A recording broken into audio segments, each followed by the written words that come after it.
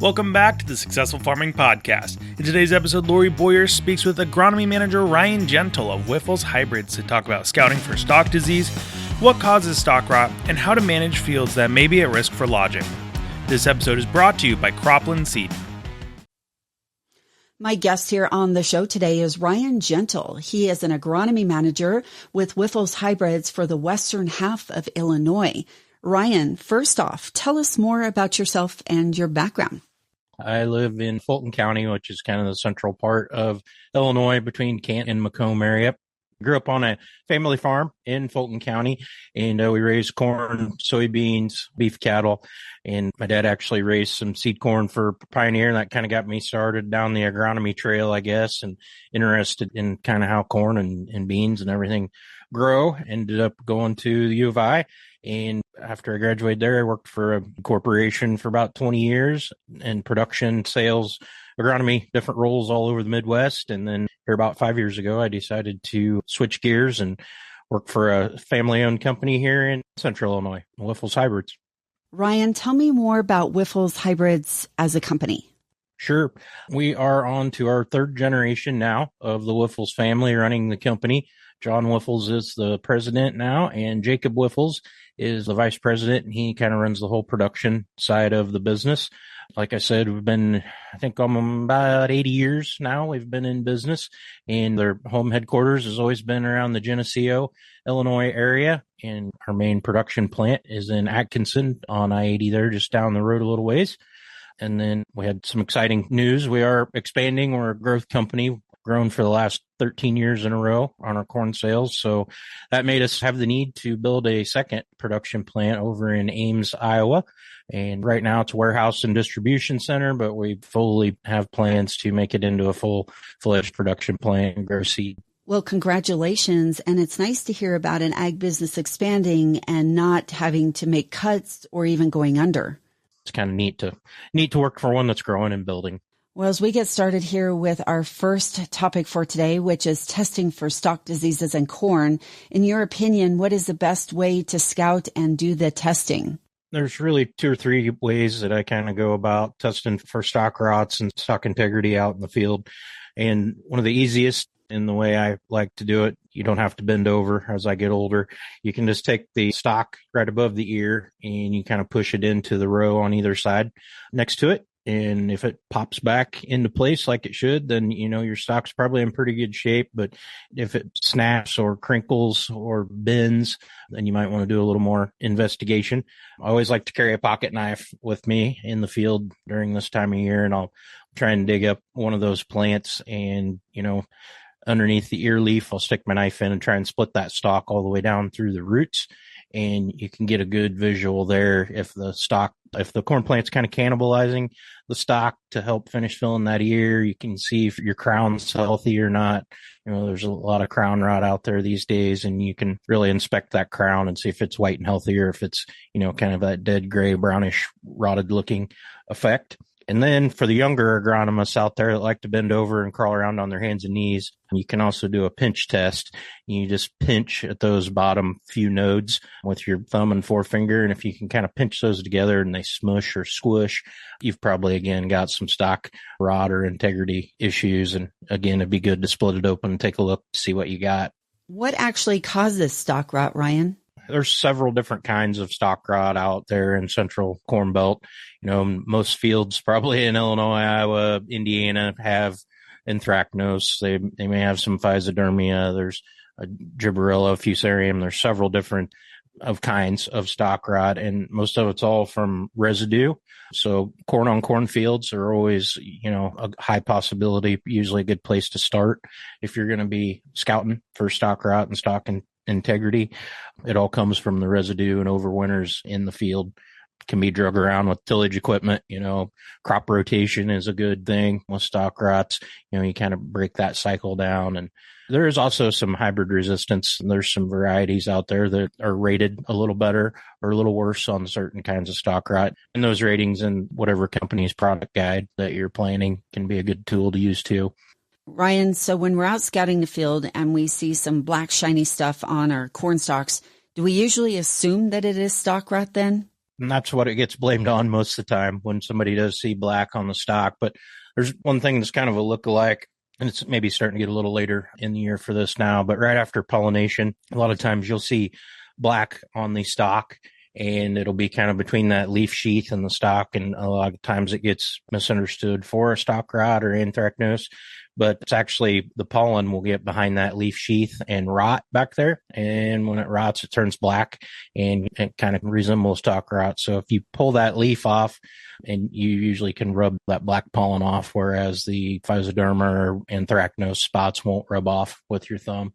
And what all can it do to the plant? Can it actually kill it? In severe enough cases, especially with when we start talking about the crown rots, because it'll kill the roots and then kind of in trouble. After that happens, you get some premature death. The same way with anthracnose. You start talking about physoderma, it usually makes it more susceptible to being brittle and kind of pop and break at the nodes if you get a little bit of wind. So yes, you can't kill it. Sometimes it just makes it more brittle, susceptible to wind damage. I guess all the above there. But what you're really watching for is that premature death. Plant turns kind of gray and doesn't get to finish out like it's supposed to and finish filling those kernels and those ears out. And then when it comes to harvesting, lodging can be an issue, and even grain quality. Yep, for sure. Corn gets knocked down on the ground. You can get sprouted kernels. You can get some ear rots that get started, that can be problematic at times if you're feeding livestock or something. But yeah, down corn can make some very grouchy nights at home for the family. When the combine operator gets home, a lot of times you have to get a reel and harvest one direction, and it just really, really slows you down and you never get it all picked up. So you really want to get out, do your scouting, do these push tests, and find the fields that maybe the stocks aren't as good, and you can adjust your harvest schedule. You want to make sure you put them at the front of the list, because it's sure a whole lot easier to harvest them even if they're just leaning rather than flat on the ground. What kind of conditions does corn rot stalk thrive in, Ryan? Yep. So this year, across a lot of the central corn belt here, we've had lots and lots and lots of humidity and a lot of moisture, a lot of rain. And I read an article from the U of I last week that central Illinois had twice the humidity that it normally gets in July. So anytime you keep things wet and moist can obviously let fungus and rots move along and get started. We've also been warm too, warm weather kind of promotes those things. So the environment's been pretty good for some rots to get going.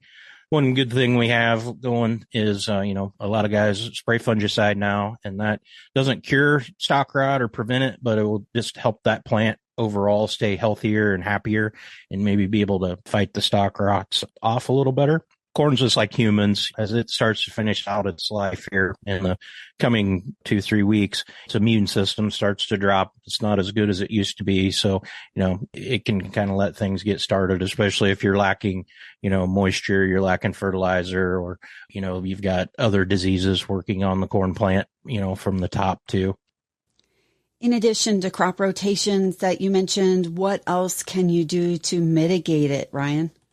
Crop rotation is good, and really picking some resistant hybrids if you've had a field that's had rot problems in the past. And then, like I said, anything you can do to just keep that plant happy and healthy. There's not a magic fungicide that you can spray that cures stalk rot or crown rot, but if you keep the plant happy, keep some of the other diseases at bay from, like tar spot or southern rust or something from working on the top. And, it's just that much more the plant's got to try and fight off. And if it's happy above ground, it's probably happy below ground, and it's going to be able to resist rots a lot better and just disease overall. Ryan, if you have a field that has corn stalk rot this year, is that same field more susceptible next year to having it?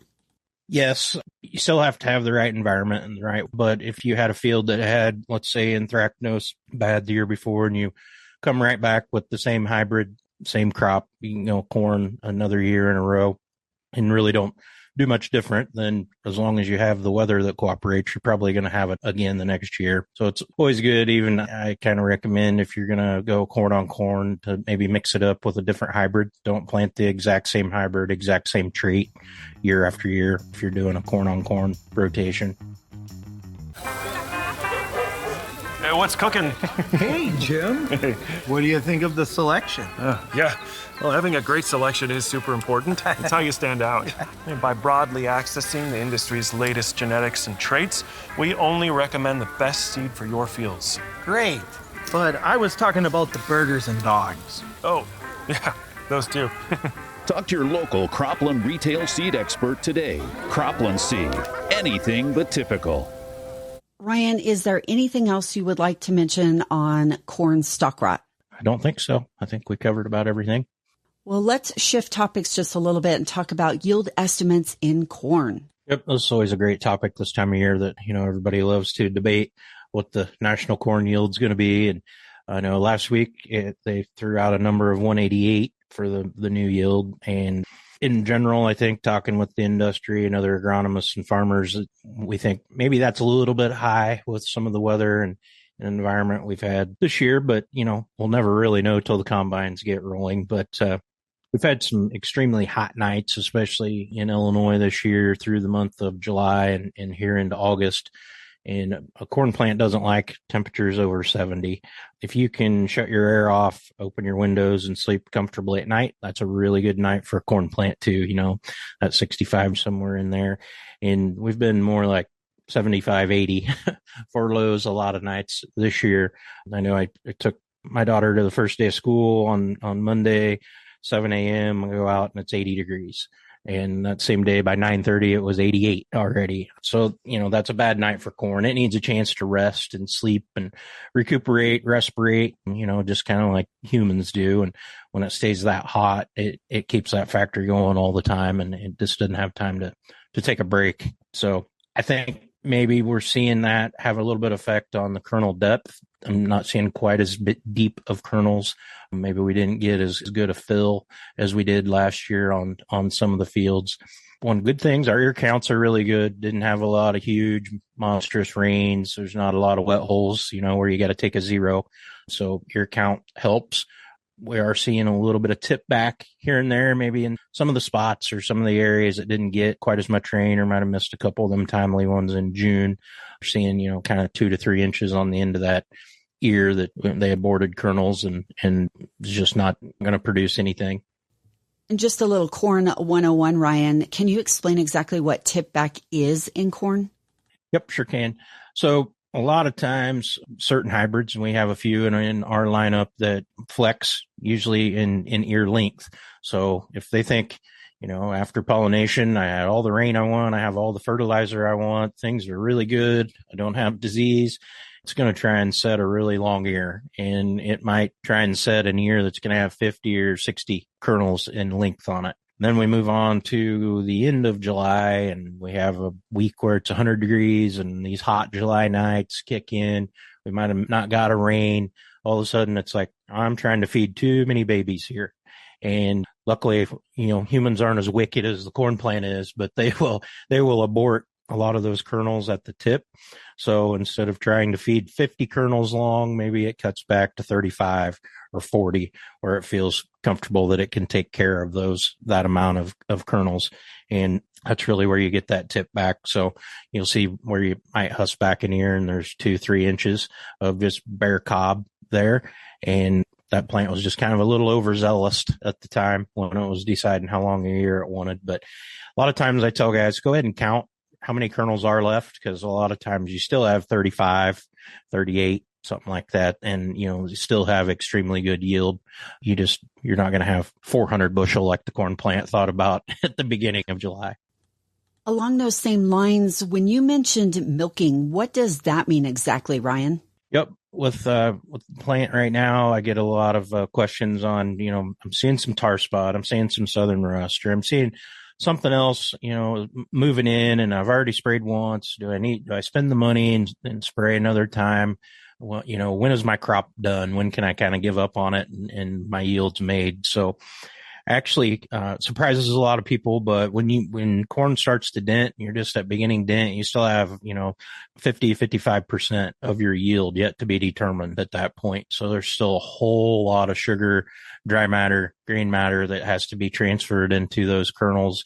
And that's where you start to get your depth that we're talking about and filling your depth. And that's where a lot of the newer modern corn hybrids, and especially a lot of Wyffels hybrids, that's really where we flex now more, and maybe not as much in girth and length, but our kernel depth really determines a lot of our yield. So tell guys, you want to get at least quarter milk line to half milk line before you kind of throw in the towel. When you get half milk line on that kernel, you're about 90%, 95% of your dry matter and kernel weight is into that ear at that point. So you're starting to see disease and different things move in, and you just barely started to dent, and you're really seeing that disease move up in the canopy above the ear leaf. It might warrant a second application, because we've definitely seen that pay in the past and return a good ROI even at this late in the game.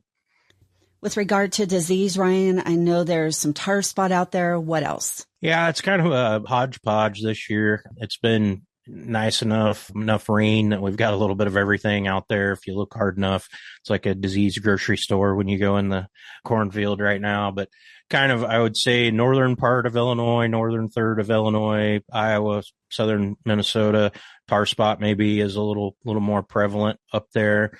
When you get the southern half of Illinois, and even southern Minnesota got it this year before we did, but southern rust is pretty prevalent this year. It must have blown in on some of the storms there we got in July with all the rain, and really seeing it take off and starting to kill some leaves on plants now. Same way I just got a couple pictures of tar spot from northern Illinois kind of doing the same thing on the lower half of the plant, starting to get some leaves dying. Ryan, I have to ask you, what do you think about what USDA has in the latest World Ag Supply and Demand Report when it comes to corn estimates? I mean, they're pegging this year's crop at 188 bushels. What are your thoughts on that? I get that question about 3 times every day, but I feel, at least here in the home area, when I've been pulling ears and breaking them open, we're moving along quite quickly.